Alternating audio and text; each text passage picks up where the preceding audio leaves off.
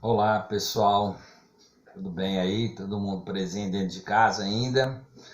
Isso aí, né? Vamos manter aí com garra e força aí para evitar essa expansão do maldito vírus, né?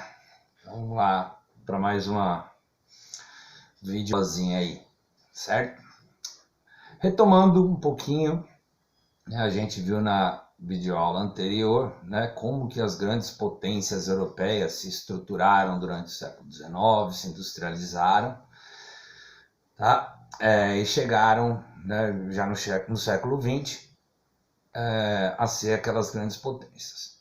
Hoje a gente vai falar da desestruturação ocorrida em vários países europeus, principalmente nas potências europeias, devido às guerras mundiais que se desenvolveram em boa parte em território europeu. Então, tudo que a gente vai falar está no grupo 3, tá? Nos módulos 21, 22 e 23 ainda, a gente não terminou esses módulos, tá? Entre as páginas 235 e 237. Então vamos lá, né? Primeira coisa, o que levou às duas grandes guerras mundiais, né? Bem básico aqui, isso vocês têm mais aprofundado em história. Disputas por territórios onde essas potências pudessem, né, adquirir matérias-primas, formar mais mercados consumidores, mão de obra barata, né, e tudo mais. Nesse processo todo, a Alemanha ficou um pouco atrasada, o Japão, a Itália, né, e aí se lançaram, né, a disputar esse território com as outras potências, né, principalmente o Reino Unido e a França, né, que estavam à frente já nesse processo.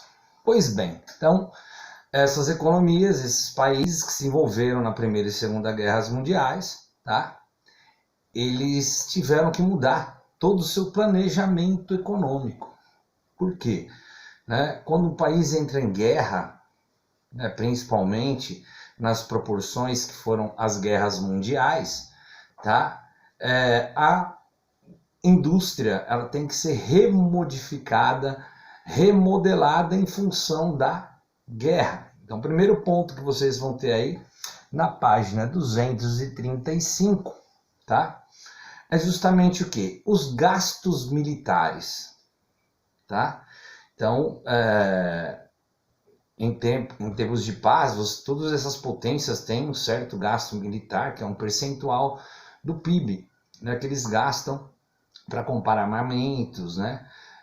Ou seja, todos os artefatos bélicos. Porém, numa situação de guerra e de guerra mundial, né, os gastos se voltam quase todos eles para o quê? Para a guerra. Com isso você deixa de produzir outras coisas, né, que são necessárias, né, à nação. Tá? Então você se volta, né, à guerra e deixa de lado outros setores industriais. Tá? Isso acaba o quê? Devastando a economia do país, né? Gerando desempregos em várias áreas e assim por diante. Tá? Com isso a gente tem um crescimento da chamada indústria bélica, né? Muitas indústrias metalúrgicas na França, do Reino Unido e principalmente na Alemanha, né, que produziam vários outros produtos, trens, automóveis, né, começaram a ter que produzir armamentos de guerra, né? Isso faz nascer o quê?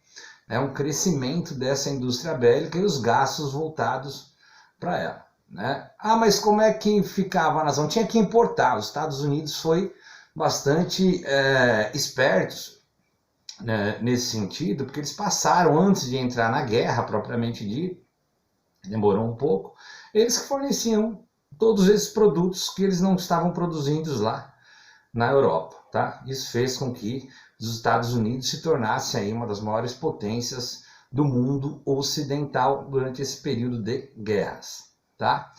Com isso você tem uma desestruturação social, econômica, né, política dentro dos países europeus. Todas aquelas políticas voltadas, né, para um desenvolvimento melhor da população, da saúde, educação, acabam sendo desmontados, isso se esquece, né? Por isso que a gente fala, né? Quando a gente tem as guerras no mundo capitalista, quem se lasca mais, quem sai mais prejudicado são justamente o quê? A população, que depende, né, de comprar coisas, né, depende do seu trabalho para sobreviver, né? Então, todas essas guerras, elas acabam sendo guerras capitalistas, potencialmente, porque visam o quê? Dominar mercados, né, dominar certos setores da economia. Tudo bem? Tá? Pois bem, depois dessa desestruturação causada pela Primeira e Segunda Guerras Mundiais, quando acaba a Segunda Guerra Mundial, esses países precisavam, né, se reestruturar economicamente. Então, pois bem, como é que eles fizeram isso? Né, como que o Reino Unido, a Alemanha, a França, a Itália, né, são as maiores potências, e outros estavam envolvidos em menor grau, a Espanha, né, Polônia, aí já vem o bloco lá socialista, vamos pegar o bloco mais capitalista. Como é que eles se reestruturaram, né, com o fim da Segunda Guerra Mundial? Primeiro a gente tem o chamado Plano Marshall, a gente já falou sobre ele, tá? O Plano Marshall, aquele plano, né, elaborado pelos Estados Unidos, tá? Que visava a reestruturação econômica dos países europeus como forma, né, de evitar o avanço do socialismo, né, sobre esses países, porque os movimentos populares após a Segunda Guerra Mundial estavam muito grandes aí, né, principalmente porque a maior parte da população sofreu muito, né, com a guerra. Então, para essa expansão do capitalismo que está dentro daquela doutrina Truman, né, foi criado o Plano Marshall pelos Estados Unidos para reestruturar. Então, uma injeção, né, de capitais, né, empréstimos, né, pelos bancos norte-americanos, pelos conglomerados, pelas indústrias, né, para reconstruir essas nações, tá? Uma grande injeção de capitais, né, para que elas fizessem frente ao chamado bloco do leste, o chamado bloco socialista. Então, o Plano Marshall recuperou a economia desses países, principalmente da Alemanha Ocidental, da França e Reino Unido. E o forte investimento que esses países fizeram, né, na indústria manufatureira, principalmente de bens de consumo duráveis, como automóveis, eletrodomésticos, né? E aí a gente tem um outro fator, né, que é o desenvolvimento do chamado estado de bem-estar social, welfare state, né, onde o Estado patrocinava o desenvolvimento econômico, né, criavam regras, né, leis, né, muitas leis aí trabalhistas favorecendo aí, né, os trabalhadores, estabelecendo jornadas de trabalho, né, mínimas ou máximas, né, estabelecendo um sistema de previdência, de aposentadorias, de garantias, né, de sistemas de saúde e tudo mais, para que a população tivesse melhores condições de vida e que essas indústrias pudessem gerar emprego suficiente para essas populações, tá? Então, a partir disso, houve uma chamada reestruturação desses países, uma reestruturação econômica do bloco ocidental, do bloco capitalista europeu, tá? Então, esses foram os seguintes fatores, foram os fatores que determinaram a retomada do crescimento econômico após a Segunda Guerra Mundial, e que faz com que esses países ainda sejam potências, por mais que passem por algumas crises aí, eles passam melhor do que aqueles países europeus que têm uma economia inferior. Tudo bem? Uma outra questão, a União Europeia, tá? A União Europeia, ela não nasceu com esse nome, União Europeia, tá? A gente já falou sobre isso também em outras aulas, tá?